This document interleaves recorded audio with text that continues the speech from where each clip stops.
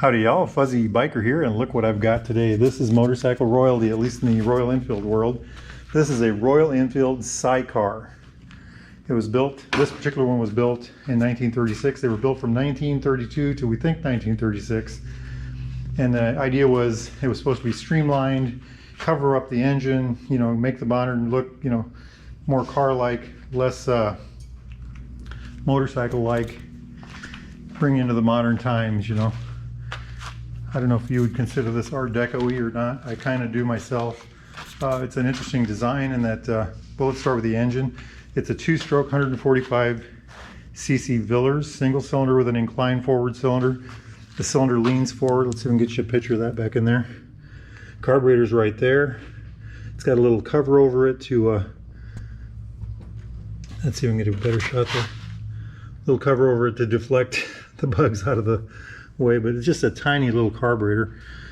And of course there's the fuel shut off. The exhaust is on this side. You can see it right there. Comes down and then comes out back here, right there.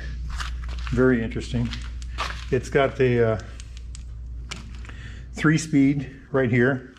So 1 neutral, 2 3 is what we think it is. We were playing with it earlier. You know, back in the 30s, almost all bikes were hand shifts.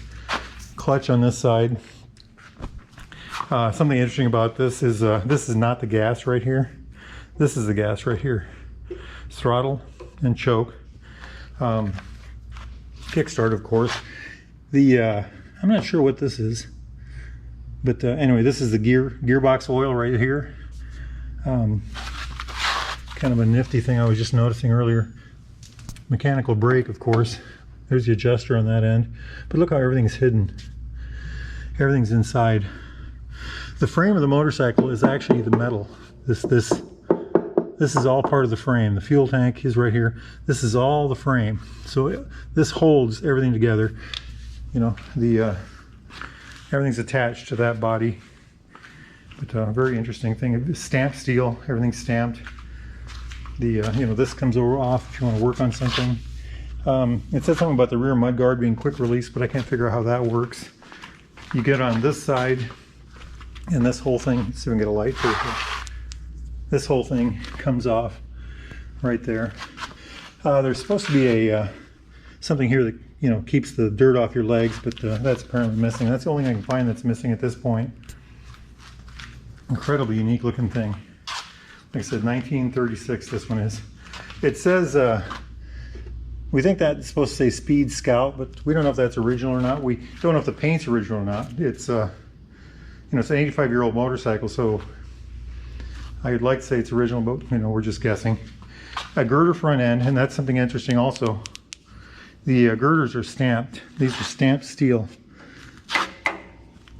You know, everything is kind of stamped on this, and very unique, you know, the spring there, back there. Very unique design in that sense.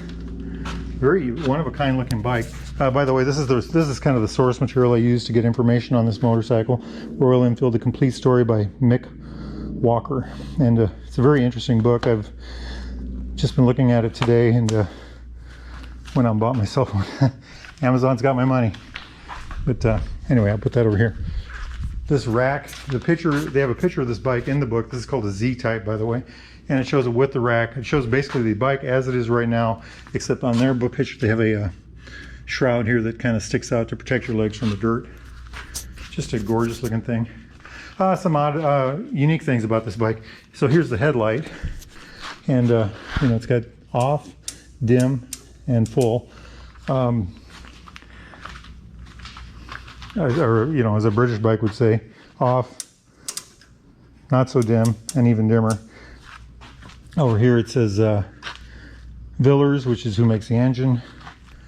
But the headlight and taillight are run off, we think they run off this battery pack right here. So the ignition systems, we think, is run, just like a two-stroke, is run off the crankshaft. And so if you want power for your headlight and taillight, you have to have a battery pack, and there it is. So if you're going to go night riding, you got to make sure that's charged. Kind of a neat looking thing, isn't it?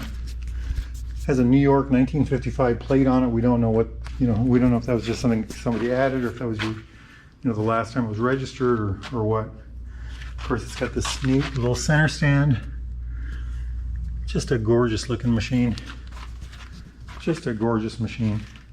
I love these bend back levers. You know, they mount on this side instead of that. We were looking here, there's a little storage space down here. I'm guessing there's supposed to be a cover for that. Very nice little seat. A friend of mine was sitting on it just a little bit ago. I haven't sat on it yet. A little tiny, look at that brake. You know, that looks like a very small brake, but then again, it's, you know, probably a 3 or 4 horsepower motor. 2 or 3 or 4 horsepower motor. So it's not going to be a speed monster. Over here we've got an air pump. Back in the day, I'm sure that was a required piece of equipment. Just a gorgeous machine. Just a gorgeous machine. Fuel goes in here. This is the tank. It's a stamp tank. You would take this off.